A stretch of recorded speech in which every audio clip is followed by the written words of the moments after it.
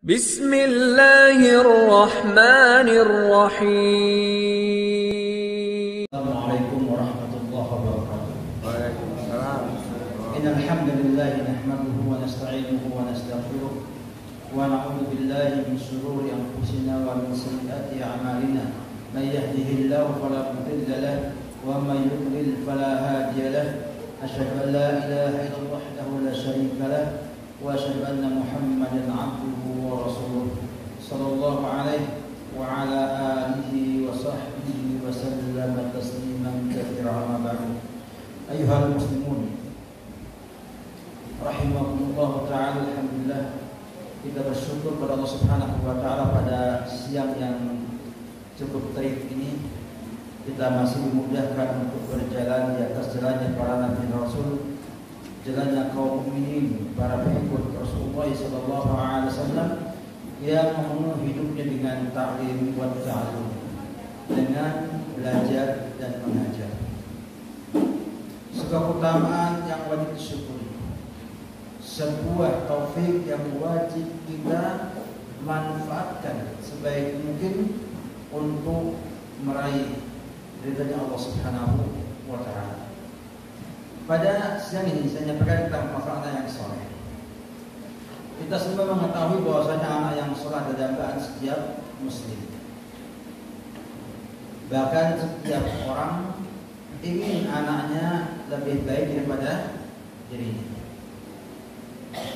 Bahkan ada seorang preman bangga dan bahagia jika anaknya bisa membaca Al-Quran dengan baik. Demikian juga ada orang yang dalam sejawatnya adalah gali, ya, yang terkenal dengan apa? Kejahatannya, sangat bahagia ketika anaknya menghafal Quran. Tidak lagi diragukan bahwa setiap orang ini karena hal tersebut. Lihatlah para Nabi alaihi wassalam. Lihat Ibrahim alaihissalam Khalilur Rahman mengatakan, Rabbi habli minas salihin. Ya Rabbu, anugerahkan aku anak-anak yang saleh. Lihat lagi kepada orang-orang mukminin yang Allah Subhanahu wa ta'ala puji dengan ibadur rahman yang mengatakan, Rabbana hab lana min azwajina wa dhurriyyatina qurrata a'yun waj'alna lil muttaqina imama. Mereka semua mendambakan anak-anak yang saleh, anak-anak yang bisa memberi kebahagiaan kepadanya di waktu hidup dan setelah kematiannya. Ikhwati fillah, semua yang kita lakukan sekarang ini perjuangan yang tidak ada hentinya untuk mendidik anak kita tidak lain adalah agar kita bisa memetik buahnya, memetik hasil tersebut di dunia maupun di akhirat nanti. Di dunia terdapatkan pada anak yang saleh itu akan menjadi anak yang berbakti kepadanya, berbakti pada kedua orang tuanya, yang menjaga hak-hak orang tuanya, yang menjauhi sikap durhaka, bahkan akan membanggakan orang tuanya dan bisa menyejukkan pandangannya dan bisa menjadi penghibur lara kesedihan terhadap keadaan dunia seperti ini. Dan setelah meninggal sang orang tua tersebut masih juga meraih hasil, masih bisa manen dan memetik buahnya, karena anak itu akan bersungguh-sungguh untuk berdoa kepada Allah untuk orang tuanya tersebut. Oleh karena itu Rasulullah SAW pernah bersabda, "Idza mata ibnu Adam inqata 'amaluhu illa min thalath, shadaqatun jariyatun wa ilmun tafa' bihi wa waladun salihun yad'u lahu." Apabila Bani Adam itu meninggal dunia, ketika manusia itu meninggal dunia, maka terputus amalannya Artinya tidak punya nyawa sehingga tidak punya kemampuan untuk beramal soleh. Terputus amalannya. Kecuali dari 3 yang amalannya mengalir. Yang pertama sedekahun jariyah, sedekah jariyah. Yang kedua ilmu muntafa bihi, ilmu yang manfaat, yang dimanfaatkan oleh orang sehingga menjadi maslahat dan rahmat bagi alam semesta ini. Dan yang ketiga adalah anak soleh yang mendoakan orang tuanya, mendoakan kebaikan orang tuanya. Lihatlah, bukan ini sebuah kabar gembira kepada kita semua, ya, yang memiliki anak kemudian ingin mendapatkan kebahagiaan tersebut. Demikian juga ini adalah keutamaan para guru yang mendidik anak-anak kaum muslimin, yang dengannya mereka mendoakan gurunya tersebut dengan doa kebaikan setelahnya. Lihatlah bagaimana kita semuanya mendoakan Imam Muhammad Muhammad Ismail Ibrahim Al-Mughirah,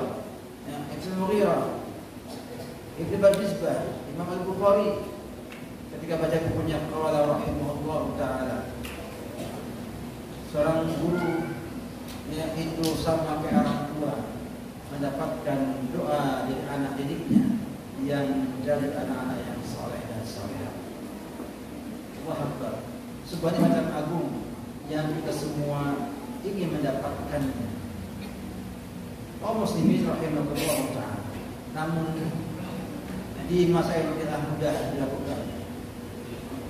Di masa-masa di mana pun dengan hal-hal yang sangat mengerikan dewasa ini, dari sarana yang ada di sekitar kita ataupun yang ada dalam rumah kita, semuanya tidak mendukung anak menjadi soleh.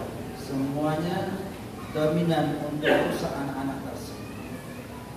Semakin hari semakin banyak tantangan tersebut, maka tidak ada yang bisa sampai pada hari ini kecuali kita harus kembali merujuk kepada Al-Quran dan Sunnah dalam menghadapi semua masalah yang ada di sekitar kita di hari-hari. Semuanya akan mampu diselesaikan dengan kitab dan sunnah. Selainnya tidak akan dapat solusi. Selainnya tidak akan memberikan solusi yang terbaik. Semuanya harus kembali kepada Quran dan Sunnah dalam kita bergerak menyelesaikan masalah yang kita hadapi dalam keseharian, baik di rumah maupun di luar rumah. Tak terkecuali pendidikan anak-anak yang soleh ini pun mengalami tantangan yang cukup berat, tantangan yang tidak ringan. Dengan adanya kemajuan teknologi yang membuat dunia di tangannya, yang ia sekali pencet akan muncul semua yang diinginkannya, bahkan semua yang rusak dan akhlak. Oleh karena itu, permasalahan pendidikan anak ini adalah masalah besar, masalah penting yang wajib setiap orang tua yang punya keinginan, punya cita-cita memiliki anak yang soleh untuk memberikan perhatian yang besar. Perhatian yang besar, karena ternyata umumnya kerusakan pada anak itu dari sebab orang tua yang menelantarkannya, orang tua yang tidak menunaikan hak-hak anak dengan baik dan sempurna. Oleh karena itu Ibnu Qayyim rahimahullah ta'ala, Imam Ibnu Qayyim rahimahullah ta'ala dalam kitab Tuhfatul Mawlud bi Ahkamil Mawlud menyatakan, faman ahmala ta'lima waladihi ma yanfa'uhu wa tarakahu sudah faqad asa'a ilaihi ghayatan isa'ah.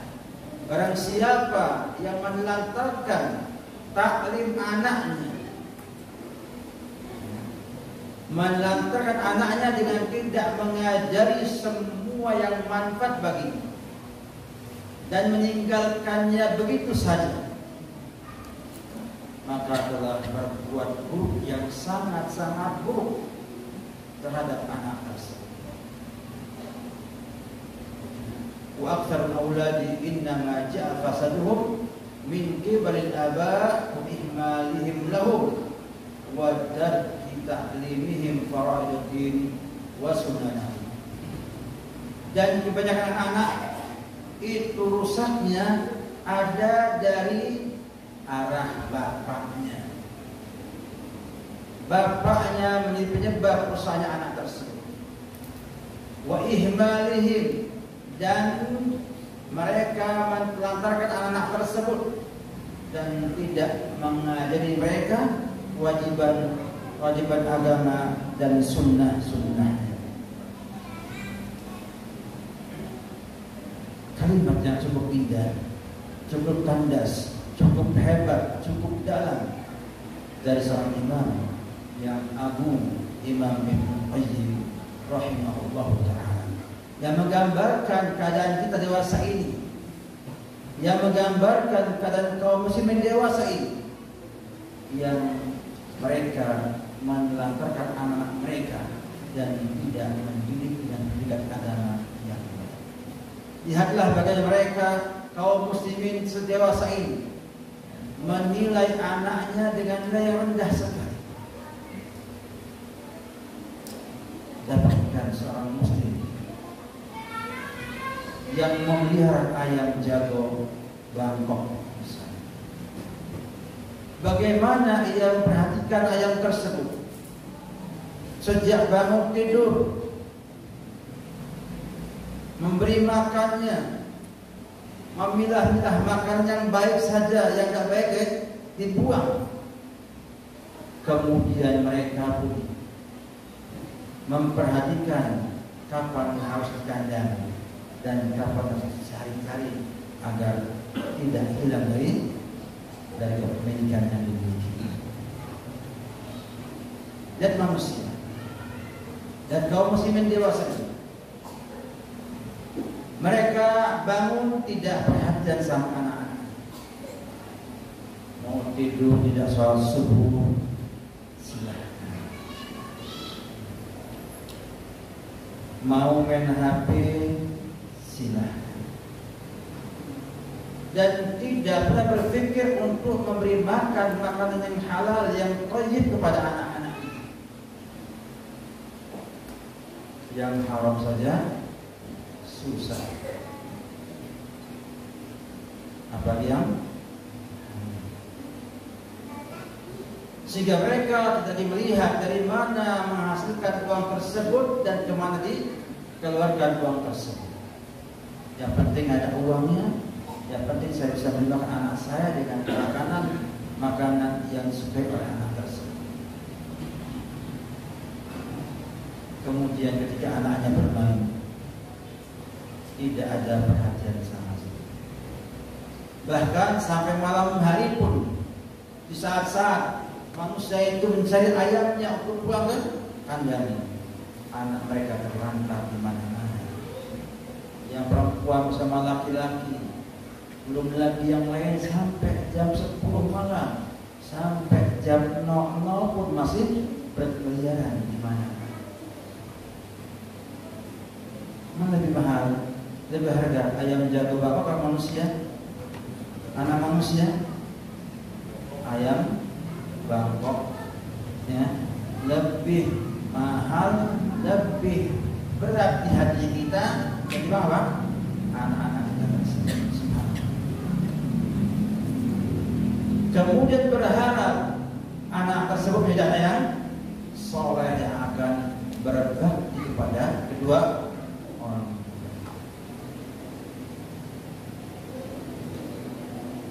Dan bagaimana Ibnu Qayyim di tahun-tahun tersebut, di mana masih banyak para ulama dan masih sedikit pelanggaran-pelanggarannya, sedikit orang-orang fasiknya, dibandingkan dengan zaman sekarang ini, Yang sedikit para ulamanya, itu pun dengan kualitas di bawah ulama-ulama zaman Ibnu Qayyim rahimahullah ta'ala. Mengatakan beliau bahwasanya anak-anak zaman tersebut rusaknya itu dengan sebab sangka. Kita lihat bagaimana ya, peran bapak dalam membentuk anak-anaknya dan anak yang soleh. Dan mereka tidak lagi memperhatikan anak-anak tersebut dan tidak juga mengajarkan mereka kewajiban agama dan sunnah-sunnah. Sehingga permasalahan pendidikan anak ini adalah permasalahan yang penting sekali yang setiap orang tua harus mengingatnya tersebut.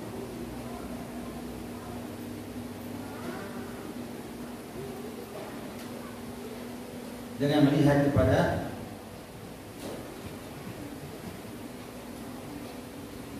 sebab-sebab anak itu jadi anak yang saleh dan tawakal yang tinggi kepada Allah Subhanahu wa ta'ala. Sebab barang siapa yang bersandar pada sebab, maka tidak akan sukses. Namun siapa yang bersandar kepada Allah, Allah akan mencukupinya. Oleh karena itu, Ibnu Abbas radhiyallahu anhu, sebagaimana disampaikan Imam Bukhari dalam sahihnya, mengatakan, hasbunallah wa ni'mal wakil. Qala Ibrahim alaihi salam hina ulqiya fin nar.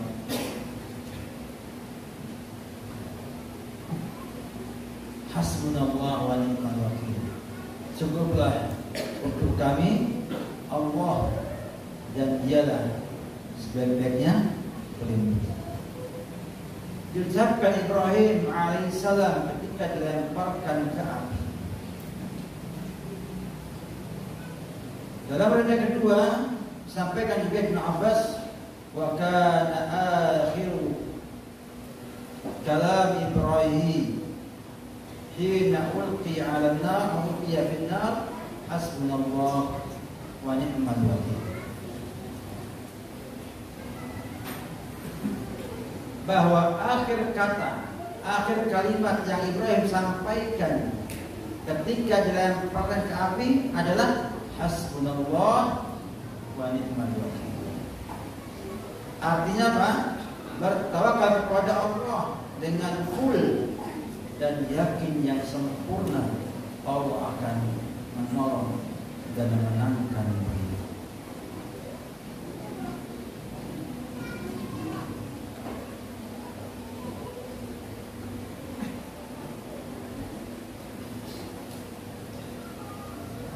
Apa hasilnya? Hasilnya adalah qala ya naru kuni bardan wa salaman ala Ibrahim. Allah berfirman, wahai api, jadilah kamu dingin untuk Ibrahim dan jadilah kamu itu keselamatan untuk Ibrahim. Bagaimana Allah Subhanahu wa ta'ala membalik sesuatu yang sangat berbahaya yang bisa menghanguskan, menghancurkan manusia menjadi sebaliknya. Sifat api itu adalah panas, Allah balik jadi dingin. Api itu akan menghanguskan, menghancurkan dan menghabiskan manusia. Namun menjadi sebaliknya, keselamatan untuk Ibrahim alaihissalam. Lihat kuatnya tawakal kepada Allah Subhanahu wa ta'ala. Lihat bagaimana pengaruh besarnya tawakal yang benar kepada Allah Subhanahu wa ta'ala. Maka dua hal yang harus kita miliki. Yang pertama adalah mengamalkan semua sebab-sebab yang Allah jadikan sebagai sarana membentuk anak-anak kita menjadi anak yang saleh. Yang kedua adalah tawakal yang benar, tawakal yang penuh yang kepada Allah Subhanahu wa ta'ala dalam mendidik anak-anak tersebut. Maka bila berkumpul dua hal ini, sebab syar'i dan sebab kauni, maka akan tercapailah apa yang dikehendaki tersebut dengan izin Allah Subhanahu wa ta'ala.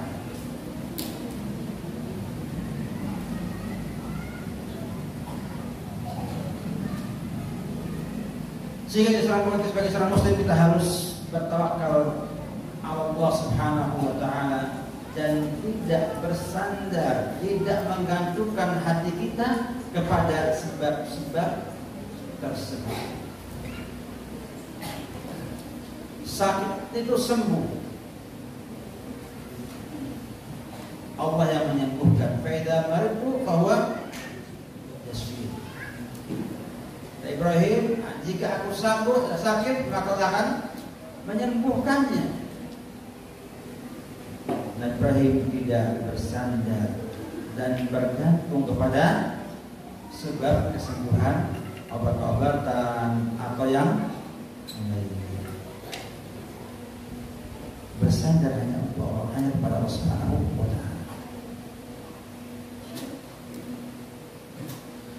Oleh karena itu Nabi Imam Malik rahimahullah ta'ala, Imam Malik bin Anas bin Malik bin Abi Amir Asbahi, Imam Darul Hijrah, Imam kota Madinah, mengatakan al-adabu adabullah, la adabul aba wal ummahat, wal khairu khairullah, la khairul aba wal ummahat.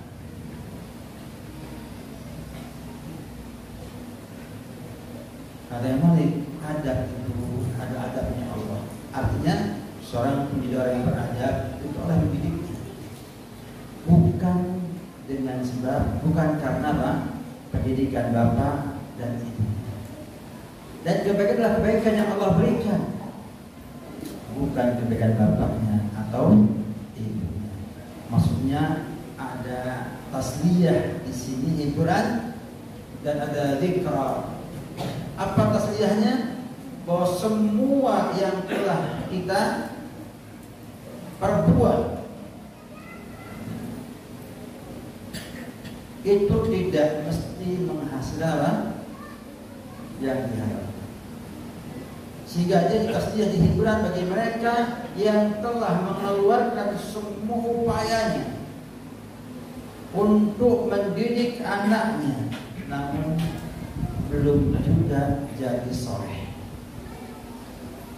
Banyaknya orang tua usaha banting tulang, anaknya sekolah, habisnya puluhan juta, ratusan juta, kelas 2 SMA, minta pindah pesantren. Kemana? Sekolah diikuti malah tambah ubah. Ada kayak gitu?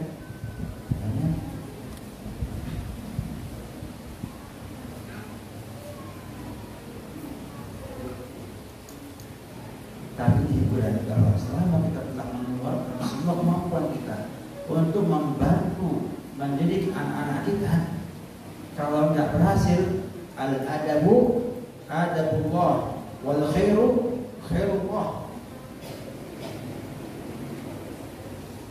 Kita diminta untuk melihat prosesnya, bukan hasilnya. Jangan kecewa, karena mungkin anak yang sekarang nakal itu adalah anak yang paling berbakti di kemudian. Mungkin tidak.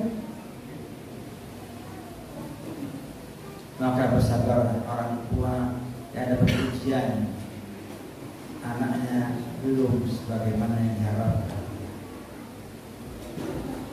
Tambah takwa, jangan rokok, jangan kemudian lemes. Akhirnya sama aja Ustaz, saya pojokkan juga kepada anak. kodok tidak membuat orang soleh. Kenapa? Karena dia hanya sebab. Sebab soleh Allah Subhanahu wa Ta'ala yang kasih petunjuk kepada dia jadi orang yang soleh.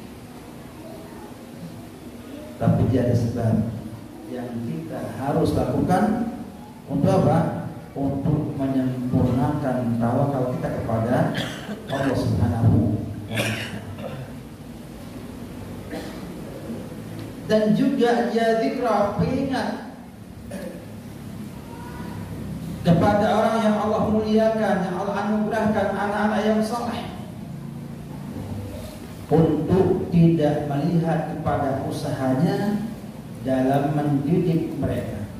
Ingat, itu semua adalah murni nikmat Allah Subhanahu wa Ta'ala.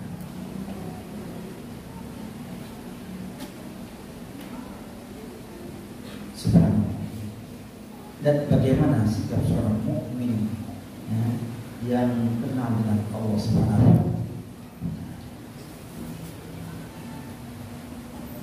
Sehingga dalam semua kondisi, ketika diuji Allah dengan sesuatu yang tidak disukainya, anaknya tidak soleh, padahal upayanya sudah mati-matian, kalau boleh mengatakan lebih dari 100%, mungkin dikatakan apa? 200%. Apa saja dikasih untuk membuat dia soleh. Namun Allah takdirkan dia belum soleh, maka wajib bagi dia untuk bersabar. Ingat, al-adab adabullah, la adabul aba wal ummahat, wal khairu khairullah, la khairul aba wal ummahat. Ini subhanallah, ucapan Malik cukup indah untuk kita lihat bahwa orang yang sedang kena musibah, anaknya itu tidaklah soleh sekarang ini, walaupun upaya sudah maksimal dilakukan. Ingat, itu adalah Allah yang memberikan hidayah kepadanya. Kita diminta berusaha untuk semaksimal mungkin mendidik. Terhibur kita. Siapa tahu di baliknya ada sebuah hikmah yang agung untuk kafarah dosa-dosa kita, untuk meningkatkan derajat kita, untuk melipat gandakan pahala kita dan kita ini, atau membuat kita kosong-kosong. Semakin mengerti kelemahan kita, semakin mengerti kuatnya Allah, maha agungnya Allah, maha kayanya Allah Subhanahu wa Ta'ala, dan maha fakirnya kita, sangat fakirnya kita kepada Allah Subhanahu wa Ta'ala. Dan bagi mereka yang Allah berikan anugerah anaknya soleh-soleh, walaupun kadang hanya dengan harga yang murah, kadang tidak dengan upaya yang maksimal, upayanya hanya ala kadarnya, namun subhanallah anaknya Allah beri hidayah dan anak yang soleh. Maka jangan mengatakan ini adalah hasil usaha saya, ini adalah hasil apa? Jadi payah saya. Jangan katakan itu semua adalah anugerah Allah Subhanahu wa Ta'ala. Jangan kaum yang kaya raya mengatakan innama utituhu aku dapatkan ini semua karena ilmu yang saya miliki. Saya orang yang pantas menerima kekayaan seperti itu. Tapi ingatlah Nabi Sulaiman alaihissalam yang diberi kekuasaan yang tidak terhingga, menjadi raja bagi jin dan manusia, dan juga para hewan pun, bahkan angin pun ngikut apa? Perintah Nabi Sulaiman. Mengatakan hadza min fadli, ini adalah anugerah Allah Subhanahu wa Ta'ala, liyabluwani, untuk menguji aku. Subhanallah ya. Dia mengatakan inilah anugerah Allah Subhanahu wa Ta'ala semata-mata untuk menguji aku. Ashkuru am akfur, apakah aku bersyukur atau kufur?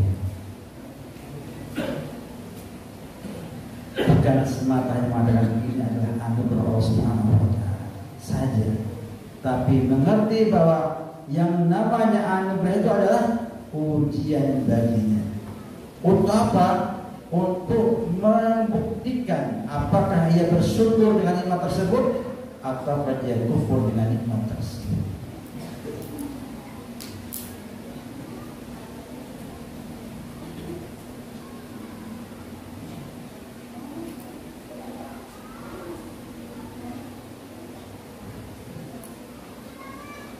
Namun hal ini membuat kita selalu optimis dengan anugerah Allah Subhanahu wa taala. Optimis dengan karunia Allah Subhanahu wa taala. Allah akan memberikan hidayah dan menjadikan soleh anak-anak kita dan membuat mereka itu berjalan di atas siratal mustaqim.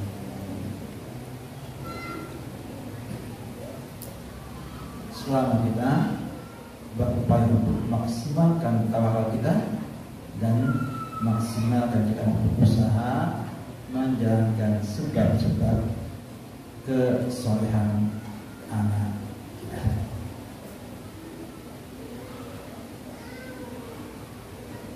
Di antara sebab ya, yang syariat sampaikan kepada kita, yang kata Syekh Ibnu Utsaimin rahimahullah ta'ala dalam fatwa Nur al-Adar, fala adunnu anna ahadan taqwallaha fi awladihi wa salaka sabila syariati fi tawjihim illa anna Allah yahdi awladahu. Saya yakin bila seorang bertakwa pada Allah Subhanahu wa taala anak-anaknya dan menjalankan jalan syariat dalam membimbing mereka, Allah akan memberikan hidayah kepada anaknya. Takwa pada anak kita dan menjalankan semua cara syariat dalam mengarahkan mereka. Apa hasilnya? Allah akan memberi hidayah kepadanya. Nah, di antara hal-hal yang disampaikan para ulama rahimahullah ta'ala berkenaan dengan sebab anak menjadi soleh, atau tips ataupun cara ataupun sebab-sebab yang membantu anak kita jadi ada yang soleh setelah tawakal kepada Allah Subhanahu wa taala adalah memilih istri yang saleh.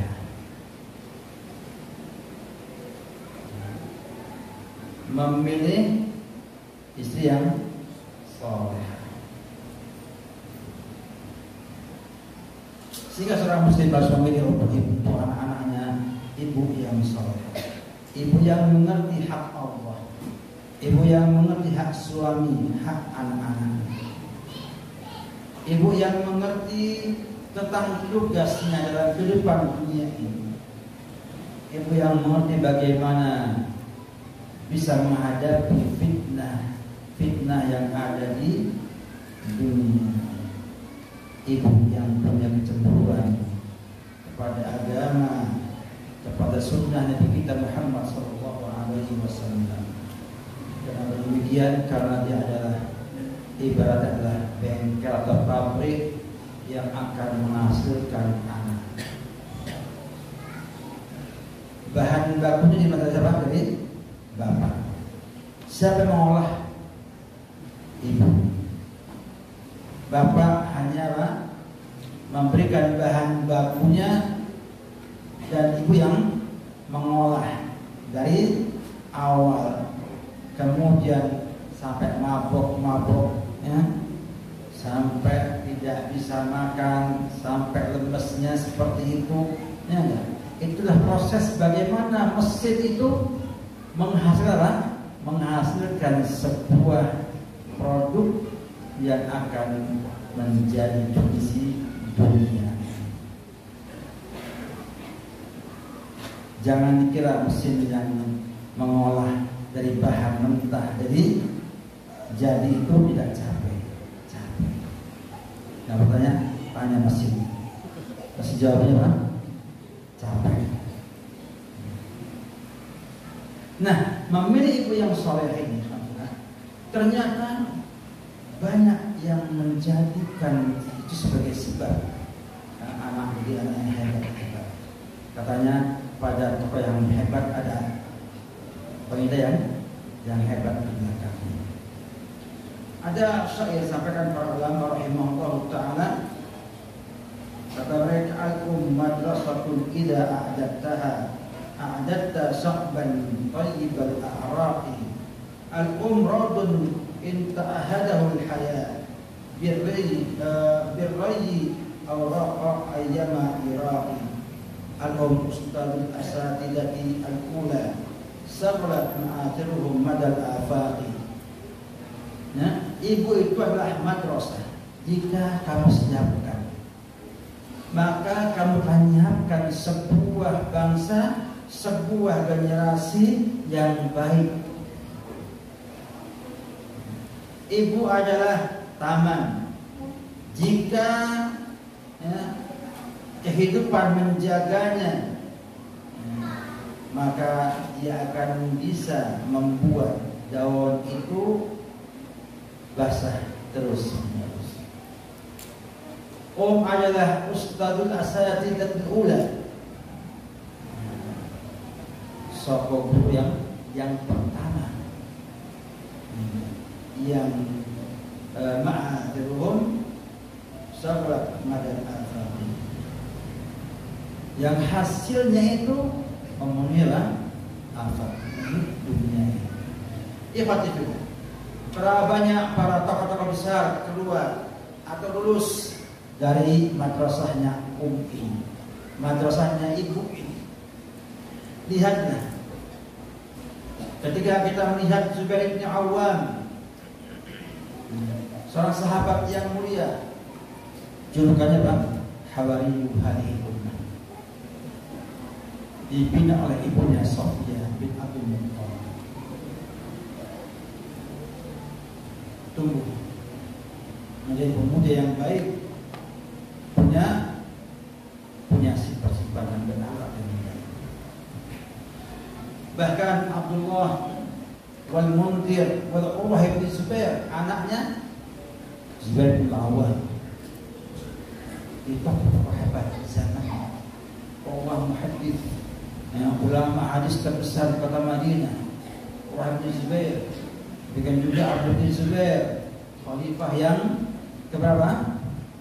Kesekian ya, khalifah yang tidak lama setelah meninggalnya, setelah perginya, meninggalkan kekhilafahan Muawiyah II. Kemudian beliau menjadi khalifah itu dan punya utamanya sangat banyak sekali, termasuk orang yang pernah merubah Ka'bah sesuai dengan kaidah fondasi Nabi Ibrahim alaihissalam. 3 anaknya Zubair bin Awam ini jadi tokoh besar zamannya, itu dengan binaan istri beliau Asma bintu Abi Bakar As-Siddiq. Demikian juga Abdullah bin Zubair, Abdullah bin Ja'far. Dulu kan ada Sayyid Ajwadil Arab, pemimpinnya orang dermawan Arab. Bapaknya meninggal dunia ketika dia masih kecil. Siapa yang menjaganya? Siapa yang membinanya? Ibunya, Asma bintu Umays. Bahkan Muawiyah bin Abi Sufyan, yang kata Imam Dhahabi, awalul mulukin Islam, raja Islam pertama adalah Muawiyah, terkenal dengan kehebatannya di bangsa Arab. ternyata yang bina adalah Hindu. Itu Hindu itu Utbah. Sehingga Muawiyah ketika ia berbangga dengan kemampuannya mengatakan ana ibnu Hindu, ana ibnu Hindu, karena pengaruh ibu yang besar dalam pembentukan kepribadian Muawiyah bin Abi Sufyan. Demikian juga terlihat Abu Hafs Umar bin Abdul Aziz, Khalifah Muawiyah, ya, Khalifah Umawi, yang dikatakan orang yang paling warak, raja yang paling warak, paling adil dari Bani Umayyah.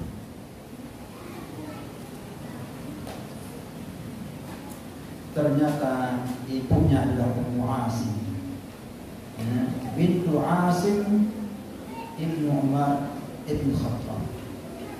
Dan ibunya Ummu Asim ini adalah wanita yang melarang ibunya mencampur susu dengan air. Ketika tidak ada yang tahu, sering mendengarnya dan akhirnya menikahkan dengan Asim bin Umar bin Khattab.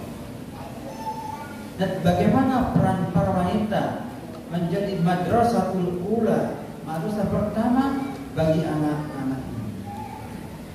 Bahkan tokoh besar di Bani Umayyah di Andalus, ada namanya Abdurrahman An-Nasir, Amir Mu'minin, yang berkuasa di Andalus, yang beliau ini hidup di zaman-zaman di mana kehancuran itu nampak di Andalus. Pamannya membunuh bapaknya dia, dan ibunya mendidik dia sampai akhirnya berhasil menjadikan Qurtubah menjadi tempat kekhilafan. Dan terus satu benteng-benteng orang kafir dikuasai sampai masuk ke daerah Perancis dan menguasai daerah Swiss.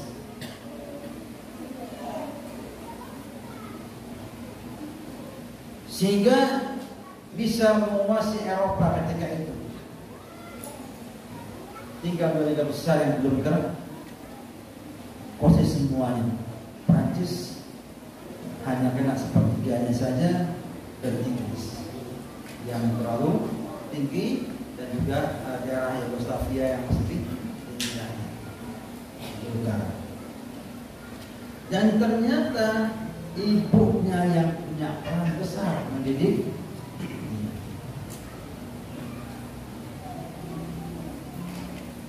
Demikian juga Sufyan Ats-Tsauri pun sama, orang yang paling hebat zaman, namanya Faqih Al-Arab wa Muhaddithuhum, julukannya demikian, ulama rahimahullah ta'ala. Sehingga Ahmad Ibn Hanbal mengisahkan dengan sanadnya dari Waqi' bin Jarrah Al-Ru'asi, ibunya mengatakan pada Sufyan, ya bunayya utlubul ilma wa ana akfika bima azali. Wahai anakku, belajarlah. Sudah, kamu belajar aja, gak usah pikir aku yang simpan semua. Lebih hebat lagi adalah Rabi'ah.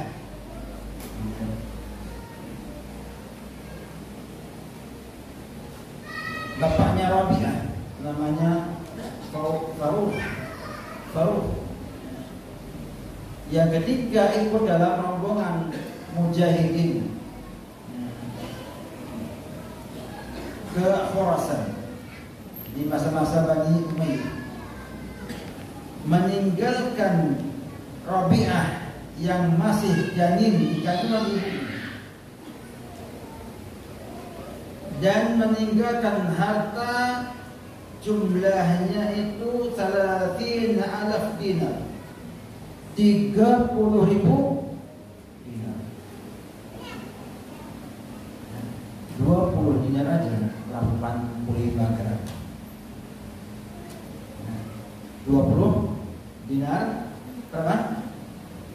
gram emas. Ini 30 berapa? 30.000 ditinggalkan kepada sang ibu untuk didik anak yang dalam kandungan.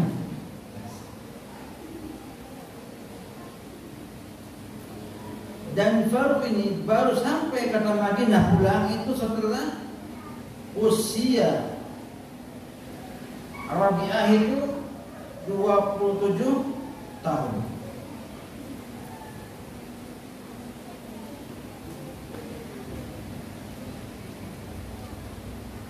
Ini disana para ulama sejarah.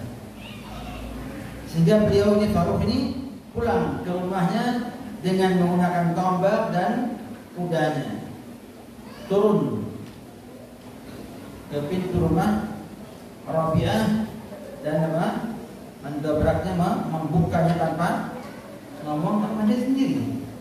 Ya. Kemudian kata Rabi'ah, ya Allah, atahjumu ala manzili. Gak tahu oleh bapaknya. Ya. Kamu kok mau merusak rumah saya? Kemudian kata Faruq, ya Allah, anta dakhalta ala haram. Ngomong sama anaknya. Ya Allah, kamu ini masuk rumah saya tanpa izin. Dan bagaimana sang ibu mendidik Rabi'ah, gurunya Imam Malik bin Anas, namanya Rabi'ah Ar-Rai. Ya. Dengan makanya milih istri itu harus tepat. Dan masih banyak lagi ada Imam Al-Auza'i, ya. Dan yang lain-lainnya, Muhammad bin Hanbal, Imam Syafi'i, itu semuanya terbentuk oleh ibu-ibu. Bahkan Syekh Abdurrahman bin Nasr As-Sa'di, punya Syekh Muhammad bin Shalih Al-Utsaimin, yang membimbing dia dalam thalab ilmi adalah istri bapak atau ibu dirinya. Sehingga jadi ulama besar di Saudi Arabia. Contoh, ya. Contoh bagaimana peran seorang ibu dalam membina anak-anaknya apabila sang ibu ada yang solehah, yang mengerti dunia pendidikan, mengerti cara mendidik anak-anaknya. Cuman sayangnya di kita ini jarang yang ngerti teori pendidikan. Padahal anak itu adalah masa emas atau masa kerusakannya adalah ketika usia ini 0 sampai 6 tahun. Itu usia penting. Namun para ibu-ibu tidak perhatian dengan itu. Apalagi bapak. Baru mulai didik kapan? Setelah masuk sekolah baru ada pengawasan pendidikan kepada anak-anak tersebut. Terlambat 6 tahun. Bukan waktu yang sedikit, 6 tahun terlambat mendidiknya. Bagaimana berharap anaknya jadi orang hebat?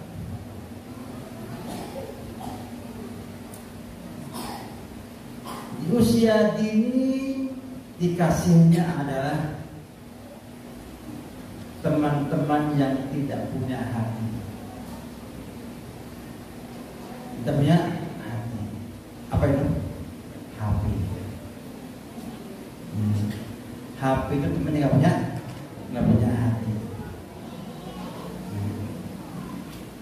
Sehingga dia tidak bisa mendidik temannya dengan kebaikan. Sehingga akhirnya sang ibu itu kalah oleh HP dalam membuat persepsi cinta kepada anak tersebut. Anak mengatakan HP lebih cinta kepada saya daripada apa? Ibunya dan bapaknya.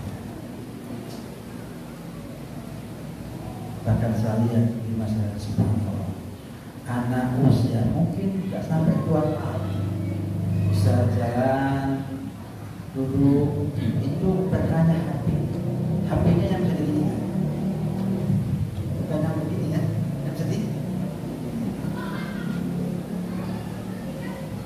Kata saya, gimana generasi yang akan datang ini, apakah bisa menjadi generasi yang hebat ataukah? Oleh karena itu Nabi kita Muhammad sallallahu alaihi wasallam wanti-wanti kita, mewanti-wanti kita, menasihati kita sejak dulu. Dia mengatakan tungkahul mar'atu li arba.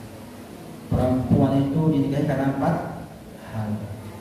Hal pertama, ya, karena harta. Wali hasabiha, karena statusnya, nasabnya, keturunannya. Wa jamaliha, kecantikannya.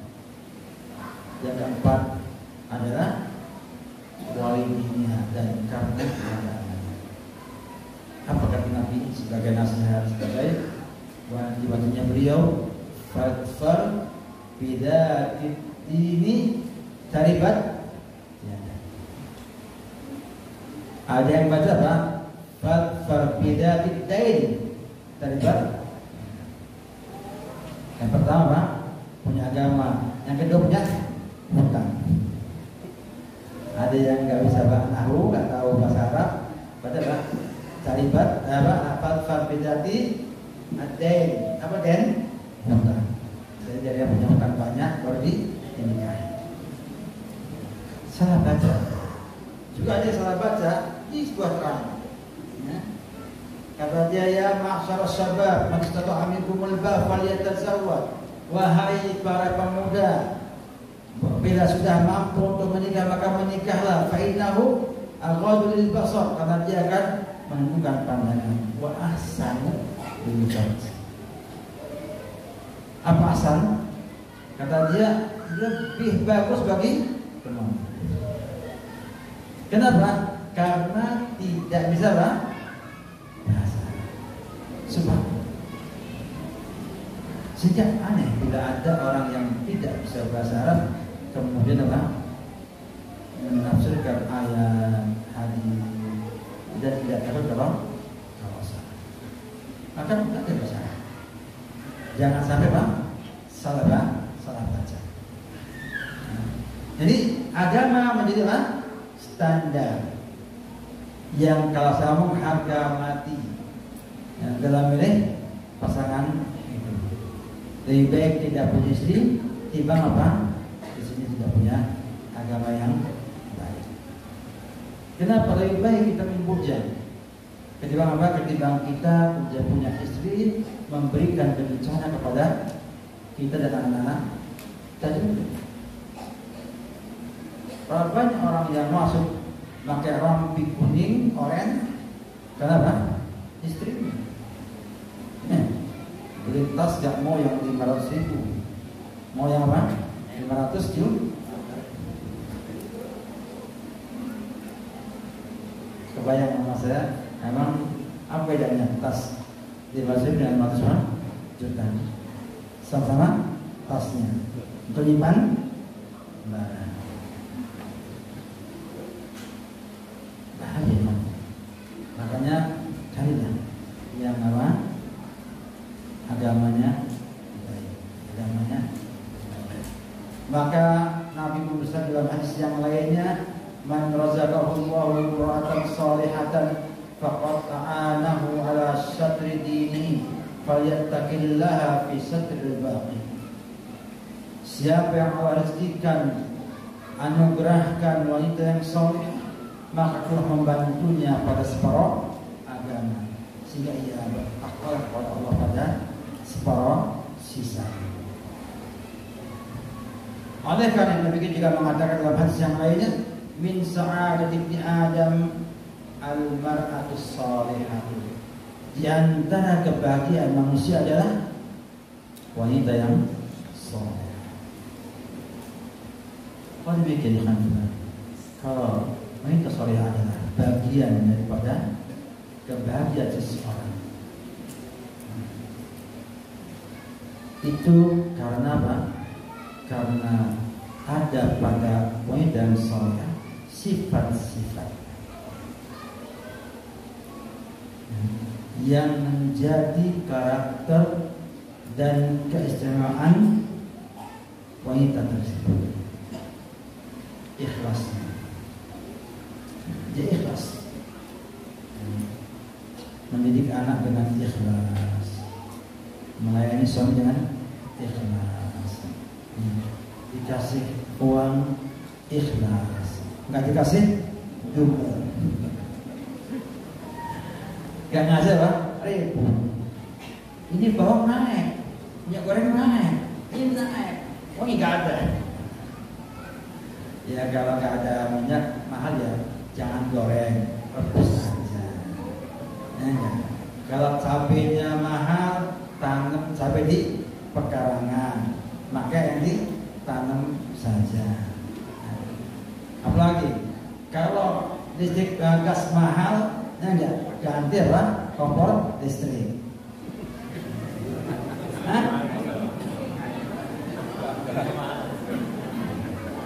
Untuk gak ngomong tempe itu gajinya lebih baik ketimbang apa? Daging sapi. Udah makan beli aja, gak makan apa? Atau proses bagian kuat, susu kedelai lebih hebat daripada susu sapi.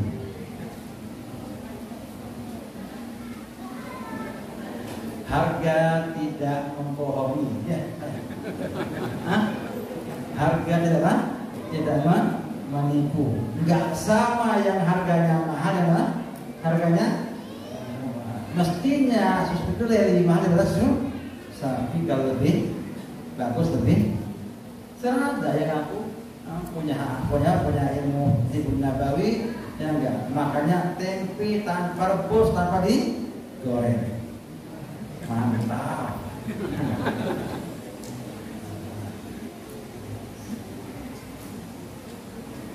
Nggak tahu dari mana, misalnya kita nggak tahu. Kami juga dia akan anus menasihati suaminya bila salah. Kemudian juga membimbing anaknya dengan apa? Nasihatnya yang baik. Orangnya jujur, amanah, punya sifat wafa, menunaikan hak-hak orang lain, bisa menjaga harta, menghormati suami, penting. Kata pepatah, patah ini saya dapat dari mana nggak tahu. Wanita ingin dimengerti, betul ya? Ibu, ini ngaji nggak ini? Wanita itu ingin dimengerti, betul? Betul kan? Pengen dimengerti, artinya kalau nggak punya uang kok jangan minta.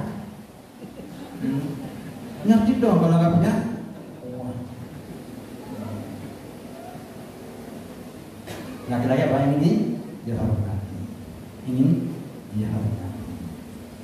Makanya kalau orang ini dihormati, dimarahi terus, mau nggak jadi harus bisa suaminya berbuat salah. Apa? Salah. Ditekan, kamu kalau tidak mau berubah, tidak mau tobat, tidak mau baik, tekan. Udah sibuk kamu. Laki-laki nggak dipikirkan, tapi dia dihormati, sampaikan dengan baik-baik tanpa mengurangi rasa hormat kepada sang suami. Ingatkan sama Allah, jangan neraka. Ingat dengan efek kepada keluarga. Bila berbuat apa? Maksiat. Kemudian juga baik dalam mendidik anak-anak. Bahkan ada yang mengatakan, seandainya ada wanita solehah tidak bisa didik anaknya, tidak bisa juga mengerti Kata beliau seorang ulama itu lebih baik. Kenapa? Karena ia tidak merusak anak tersebut. Minimal orang soleh yang tidak punya yang lainnya, hanya berapa kesolehan saja, itu lah minimal tidak merusak anak kita. Gimana kalau dia punya ilmu pendidikan, dia mau belajar pendidikan, dia belajar dengan kejiwaan anak-anak, maka akan jadi nikmat al-mar'ah, nikmatul mar'ah. Sebagai apa? Wanita.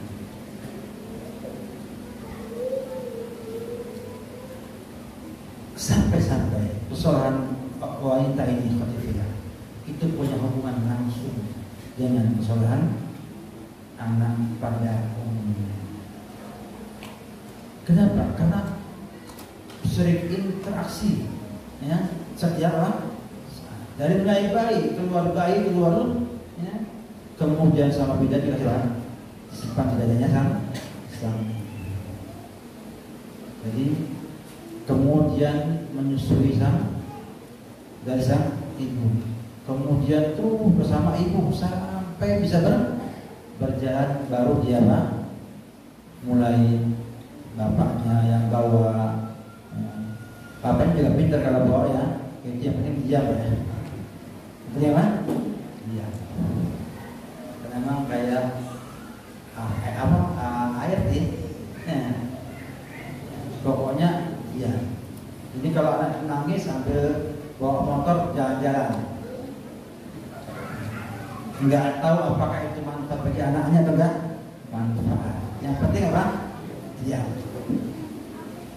Kalau juga nggak ada motor, ambillah gerobakan itu. Gerobakan bayi itu, simpan situ, bawa kemana-mana sampai diam, tidur di situ. Nggak tahu nanti apa anaknya tumbuhnya akan bodoh atau kan pintar. Yang penting apa? Diam. Sama kayak antum di depan anak pun sama. Kalau cubit dia dicubit anaknya. Kalau dipukul dia dipukul, supaya iya. Kenapa? Yang penting apa? Iya.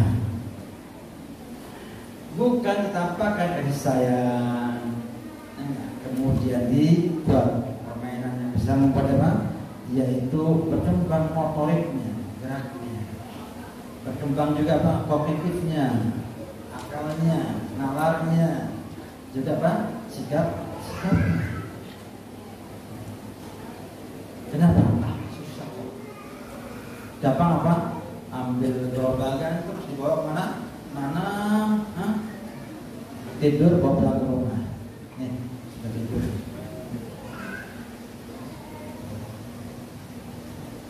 Itu makanya gimana anaknya mau kayak Muawiyah bin Sufyan, kayak apa?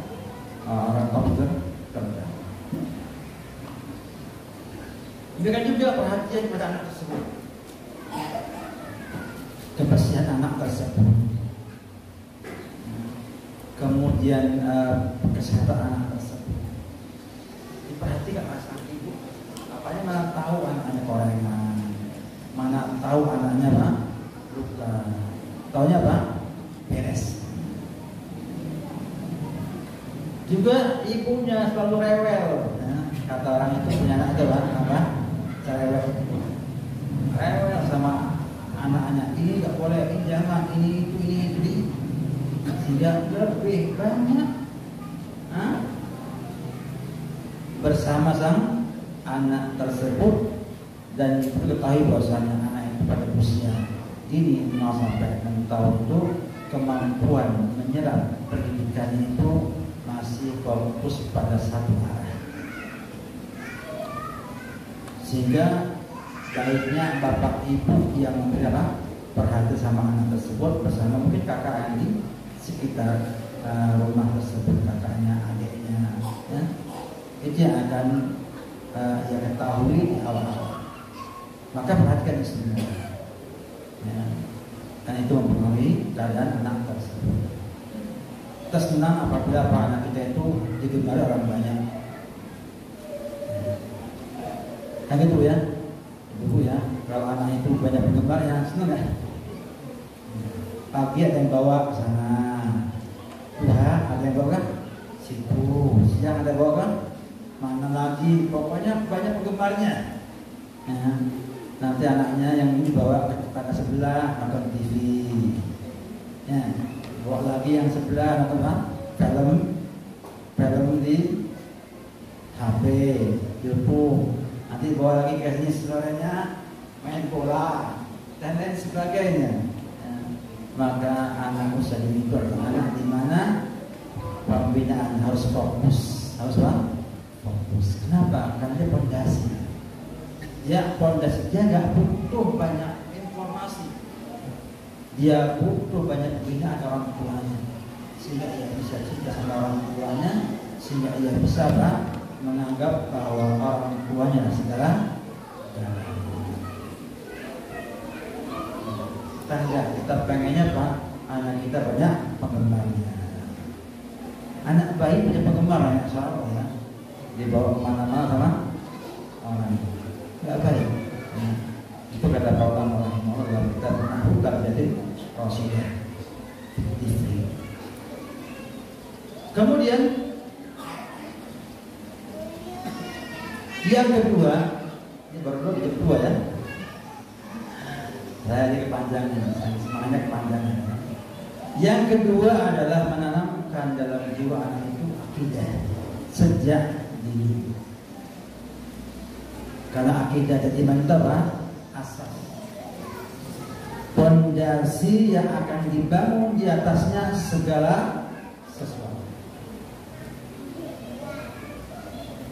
Apabila pondasinya itu baik, maka akan menghasilkan yang baik.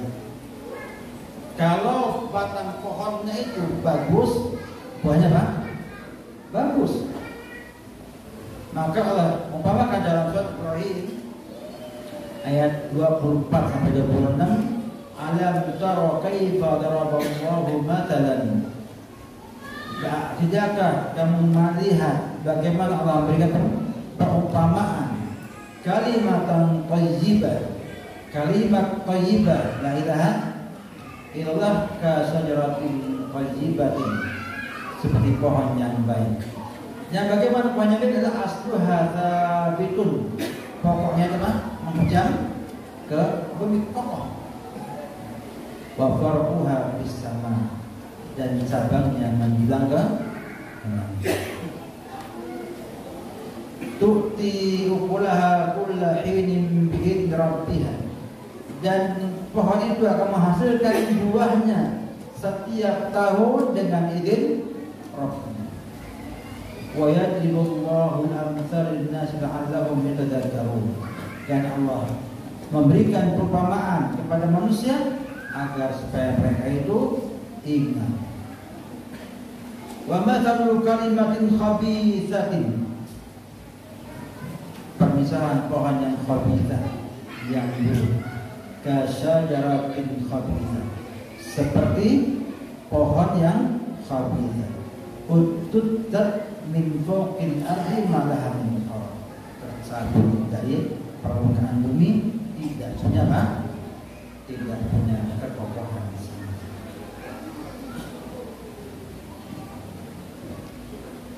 Maka menunjukkan akidah dan iman adalah asas yang harus dibangun pada anak sejak dini.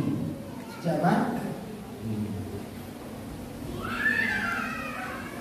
Dan banyak contohnya seperti wasiat Luqman Hakim kepada anaknya. Kemudian juga wasiat Nabi kepada Ibnu Abbas dan yang lain-lain. Yang banyak sekali, bahkan Nabi nasihat juga seperti Abdurrahman bin Abi Salamah. Dia katakan, ya bulan, qul biyamini wa qul mimma ya, makan dengan tangan kanan dan makan yang terdekat.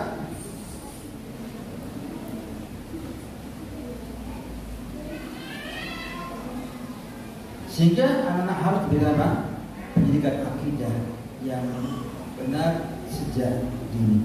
Jangan dibiarkan tidak ada pembinaan akidah di waktu. Dan gampang. Anak tidak butuh teori banyak-banyak, tapi ia pengen yang dapat diindra oleh dia dan diulang-ulang. Contohnya, kalau antum itu setiap anak dengar musik, pada antum itu suara setan. Dengar lagi, nah itu suara. Dengar lagi, itu apa? Suara. Begitu ia dengar ada suara musik, apa dia? Suara setan langsung, tanpa apa? Mikir lagi, refleks ngomong itu suara setan, langsung antum kupingnya atau menangis. Artinya talqin di masa kecil itu berpengaruh. Talqin, ya, nah itu suara setan, talqin namanya. Ini suara setan. Setiap ada sesuatu kejadian diberikan apa? Keterangan oleh kita, sehingga ia langsung memahami dengan singkat, padat, tahu dia, oh itu ada ini, oh ini ada ini. Nanti dia akan terus mengingat, sehingga pastinya ketika ada hal itu dia akan refleks mengatakan itu adalah suara. Nah, sebaliknya, tiap hari didengarkan apa? Suara musik sama gambar orang joget. Nanti tumbuh apa? Itu kan joget. Karena anak itu akan apa? Berkembang bersama apa? Kebiasaan joget kecil. Kemudian banyak berdoa kepada Allah Subhanahu wa Ta'ala. Banyak apa? Berdoa kepada Allah Subhanahu wa Ta'ala dari sebelum punya anak sampai punya anak. Dari ini hubungan suami istri, bahkan ketika langsung pertama jumpa dengan istri, berdoa enggak? Berdoa, minta apa?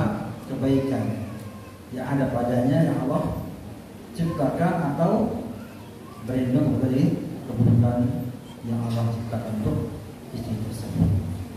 Kemudian ketika hubungan suami juga pakai doa. Kemudian ketika lahir pun berdoa. Terus sampai akhirnya apa? Berdoa terus sampai akhirnya apa? Jadi yang soleh dan orang yang tinggal. Doanya jangan lupa, terus doa terus. Dia sudah soleh enggak? Jadi karena kita nggak tahu istiqomah kan? Istiqomah enak. Terus kita doa terus sampai kita meninggal dunia, baru apa? Berhenti mendoakan anak kita tersebut.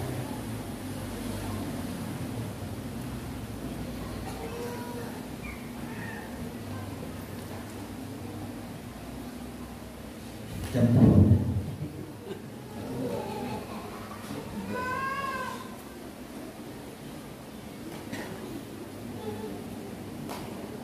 Kemudian yang terakhir saya ambil poin yang terakhir yaitu jaga teman-temannya.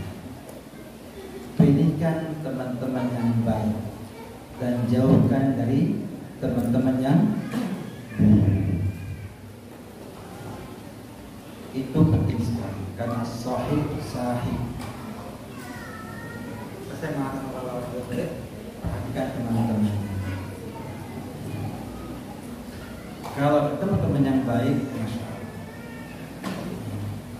Saya buat gampang aja, ketika teman-temannya itu aktivis TPA, ngaji TPA terus tiap sore, anak kita itu akan apa? Berlari sendiri tanpa diperintahkan dari mana? Dia bisa ikut tanpa diperintahkan. Kalau teman-teman senang sholat Jumat di masjid tertentu, maka dia mudah langsung mandi, pakai baju, lari sama kawan-kawannya, Pak. Jika dia tertentu tersebut. Begitu kata yang ada di anak-anak. Bahkan ada teman saya mengatakan, Ustaz, orang tua kawan yang temannya. Enggak, Pak? Nah, ikut Jok sama Pak jalan-jalan, apa namanya? Enggak nih. Main sama kawan. Jadi penting kalau kawannya baik, anaknya akan baik insyaallah. Tapi kalau temannya buruk, ini wajib dari PR bagi kita untuk memperbaiki anak. Demikian yang saya sampaikan pas jam 12, jam 2 kita bukan jam 4 jam saja karena kita harus ke project lagi untuk talkshow pada asal. Monggo silakan kalau bertanya.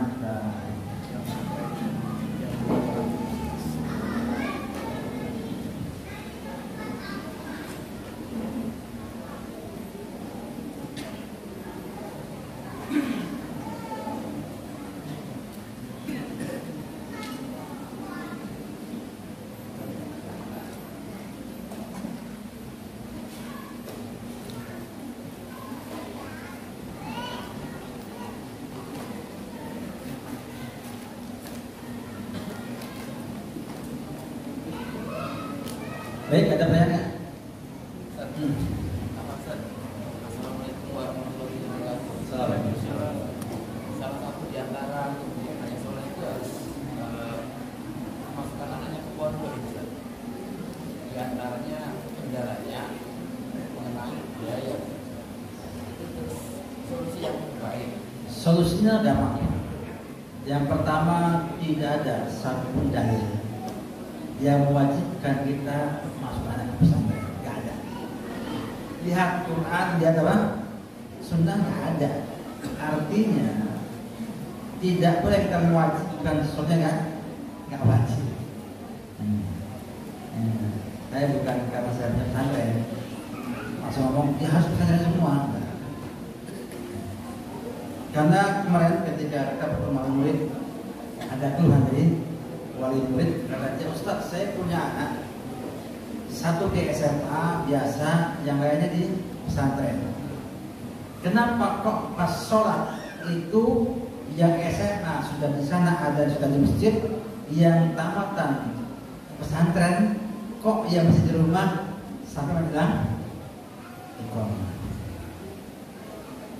Apa maksudnya? Maksudnya memang di tangan Allah Subhanahu wa Ta'ala, tidak mesti yang di pesantren apa? Lebih baik dalam tanda petik ya satu masalah dari yang tidak di pesantren. Tapi kalau dihitung-hitung dengan yang lainnya mungkin lebih banyak di pesantren baik. Yang kedua, pendidikan itu sebetulnya bukan karena sekolah, tapi karena pembiasaan sejak kecil. Maka bagi teman-teman sekalian Allah sekarang ini belum berikan kemudahan rezeki yang banyak, ya, maka hendaknya mendidik anaknya yang baik sejak bayi, agar supaya dia punya kualitas. Punya apa? Kualitas. Kalau punya kualitas, maka dia bisa sekolah tanpa butuh biaya besar. Masalahnya adalah mager. Masalah sehingga sejak kecil itu kita pengennya enak semuanya, capek sudah. Jangan kalau capek, ya ini dunia capek. Kalau nggak mau capek, di surga sana. Ini ada Pak dunia nggak capek? Apa ngaji capek? Hah? Capek? Saya ada capek kan? Capek. Apa yang capek jawab? Saya makan tetap, saya makan ini. Dikasih apa? Nasi mandi. Nasi dimakan awalnya enak, begitu sudah agak banyak. Nah, ada yang capek? Gak ada Pak. Semuanya capek dunia. Memang karena Pak darul bala. Nah, darul bala. Apa? Ujian. Bayangkan orang yang punya hartanya triliun, maka percaya kan? Tanya sama calon musuh dia. Tanya, capek nggak dunia ini? Atau apa? Bill Gates. Tanya sama dia, Pak, capek nggak? Oh, kita raja. Tanya Salman Raja Malik Muhammad bin Salman. Siapa yang jadi pemimpin? Jangan tanya Pak Jokowi. Kenapa? Pasti sama sekali. Iya, orang yang kita juga, orang yang kita juga, ya enggak? Dikasih A, nggak puas. Diambil B, marah-marah. Jadi gak ada yang tepat akhirnya. Semakin baik keluarganya, semakin ringan beban pemerintahnya. Semakin kacau rakyatnya, semakin berat beban pemimpin. Jadi jangan melazimkan yang gak lazim. Kalau memang kita gak mampu pesantren, cari jalan yang terbaik apa? Ada nggak bisa bantu kita? Saya yakin kalau anak-anak punya kemampuan bagus, ada yang jahit. Bahkan saya baru kemarin, hari Kamis kemarin, saya pernah teman, dia punya program. Saat saya ada rencana, kalau ada orang yang hebat, anak yang hebat, berbakat, anaknya baik, pintar, akhlak mulia, mau sekolah secara biaya, kita siapkan dananya untuk ke sana. Dari mulai visanya, izin tinggalnya, sampai rumahnya, tempat tinggalnya, sampai kemudian living cost-nya untuk hidup di sana. Harapannya S1 2 tahun, kalau dia bisa S2 S3 tambah 9 tahun, 10 tahun dia pernah pulang. Ada yang begitu pikirannya ada. Orang ini sudah buat sewa apartemen di kota Mekah, di kota Madinah. Buat mereka yang belajar sungguh-sungguh di Masjid Haram dan Masjid Nabawi bisa tinggal di sana dan dikasih makan sama orang Indonesia.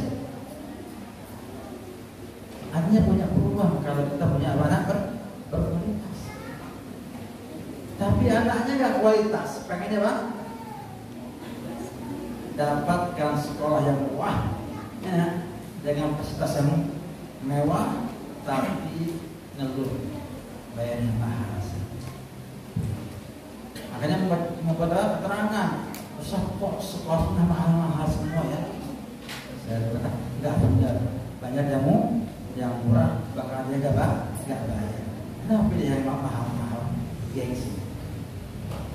Cari yang murah-murah. Tidak mesti yang mahal membentuk diri soleh, pasti kan?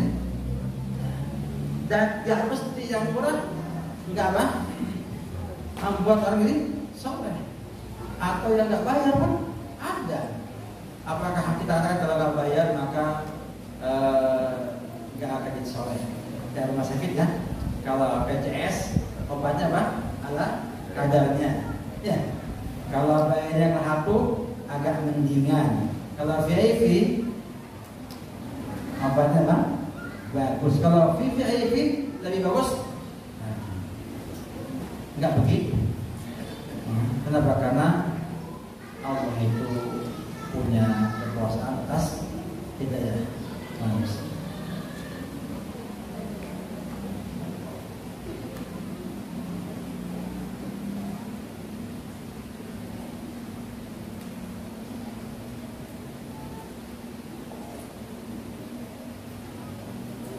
Apabila kami sudah menua, ini bahasa Indonesia menua.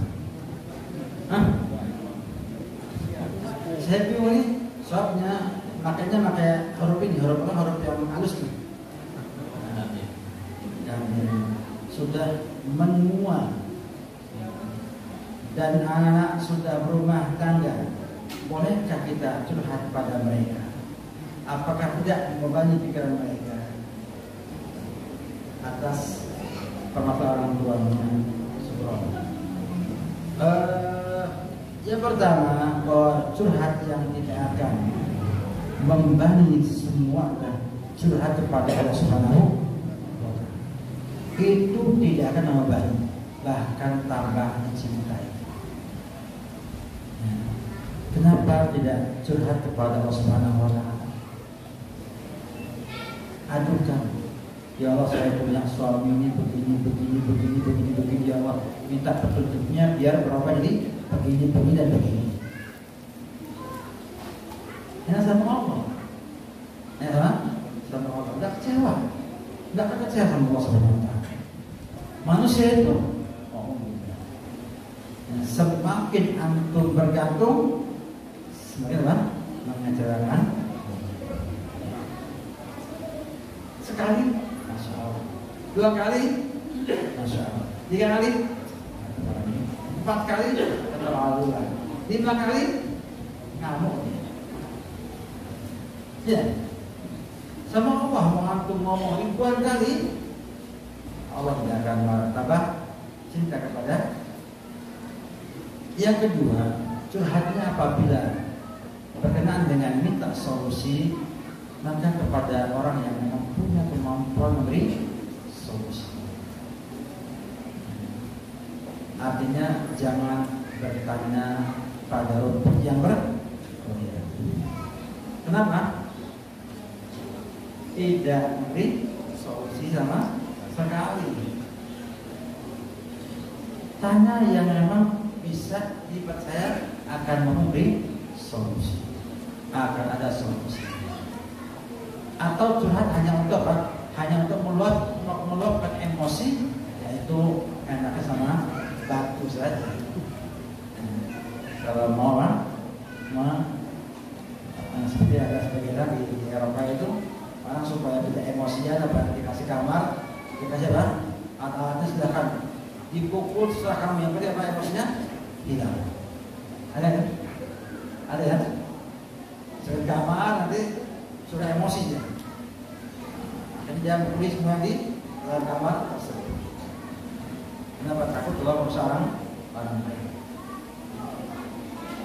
Jadi apabila anaknya mampu atau dapat memberikan keterangan ke solusi atau yang lainnya, maka keadaan lebih baik. Kenapa? Karena dia merapat sendiri, keluarga sendiri yang akan menjaga rahasia hal tersebut. Nah, kalau orang lain bahaya nanti suruh cerai sama orangnya. Saya pernah ada yang wanita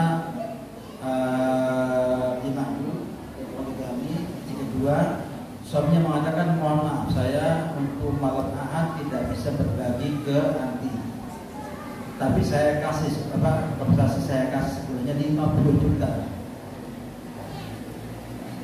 Kenapa? Karena dia pengen adil, gak bisa hari malam. Maka dia berani nambahi uang kepada dia agar ahadnya tetap sama yang pertama, karena belum mampu untuk berbagi pas. Dia kontrol secara ustaz. Anti sudah berhak untuk tidak saya. Suami gak adil.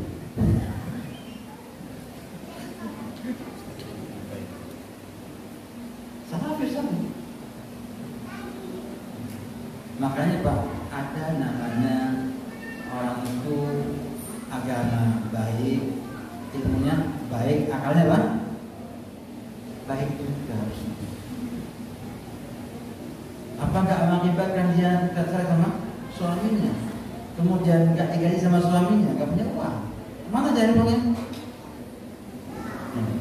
Apalagi ada tiket baik suaminya telah untuk adil hanya karena satu keadaan dia nggak bisa hari Ahad aja satu.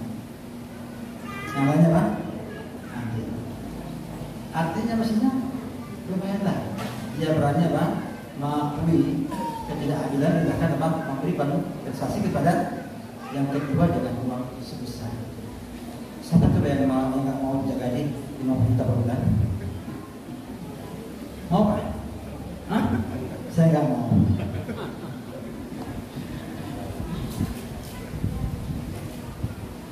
Baik, bagaimana kalau anak kita diam-diam dia merokok di belakang orang tuanya? Dia udah dewasa, bukan kita, dia tidak pernah merokok. Tapi kami temui banyak bungkus rokok di kamarnya. Bagaimana kita menasihatinya?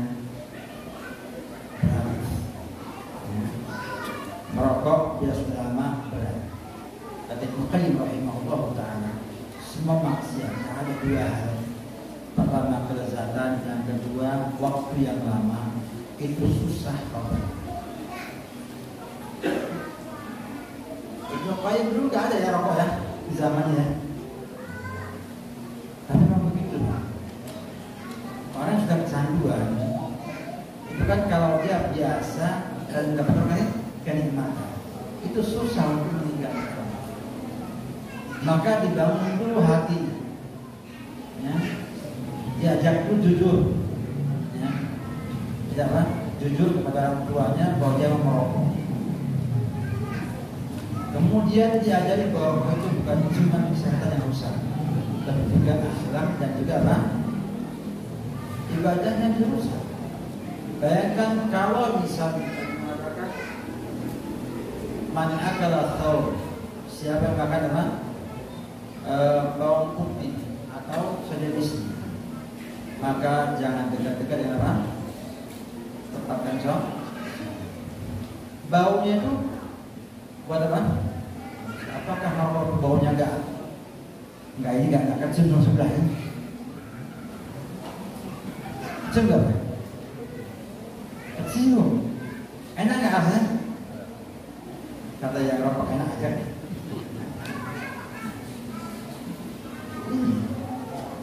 Maka dipahamkan, dan ini jangan patah hati dan jangan atau jangan ngomongin saya ngomong terus. Kenapa? Karena ada malah besar di sana.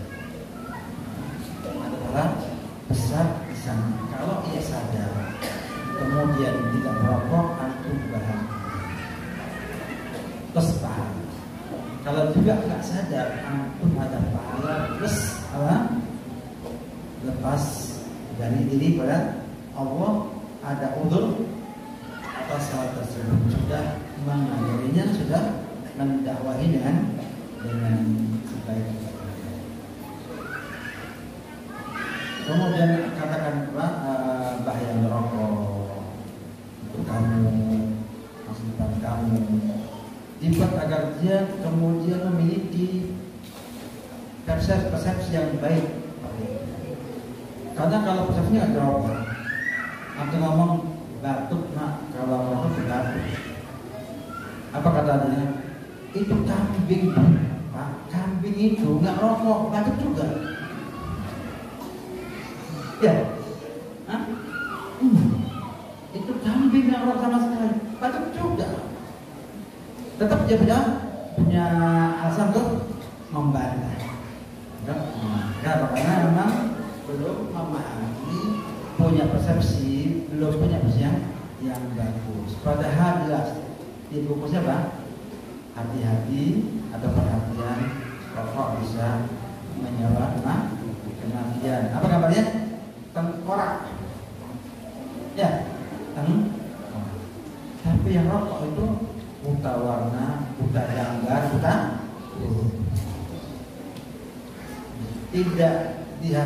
tidak tahu gambarnya apa, mungkin hilang gambar ini tidak. Nggak bisa Pak baca bisa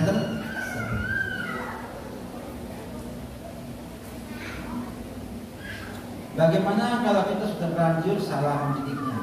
Jadi dia tumbuh jadi anak yang tidak seru, tidak susah. Apa yang kita harus lakukan? Perbaikan dan dakwahi dan sabar mendakwahinya. Karena sudah salah asuh, maka harus sabar dalam membinanya. Bagaimana sikap ayah yang menyerahkan pendidikan pada ibunya, tapi ketika anak tidak sesuai dengan ayah, dia menyalahkan ibunya? Apakah ini benar? Bisa benar, bisa salah. Artinya kalau menyalahkan ibu yang didik tidak benar, benar. Tapi kalau pendidikan itu sudah bagus, walaupun tidak sesuai dengan apa, dengan ayahnya, maka tidak benar, karena sudah bagus. Maksudnya sini ibu-ibu sekalian, bapak-bapak itu sudah sini kerahkan karena apa? Karena kesibukannya mencari nafkah umumnya ya, sehingga mereka merasakan pertama ya, sebagai masyarakat harus selalu dengan orang sekitar. Dia sebagai petugas, sebagai orang yang bekerja harus bekerja pada waktu, dan ia juga harus punya tugas lainnya kepada keluarganya, kepada kerabatnya, dan juga kepada keluarga yang ada tersebut. Sehingga waktunya habis. Maka sesuatu mengatakan pada asalnya penjagaan itu akan menjaga orang tua dan bapak. Tapi zaman sekarang, apakah mampu punya waktu yang kosong mendidik anak-anaknya? Maka yang mengenal ibu, maka ibunya harus belajar pendidikan. Pendidikan jangan sampai nanti yang salah dibenarkan, yang benar salah. Demikian pada hari ini, mohon maaf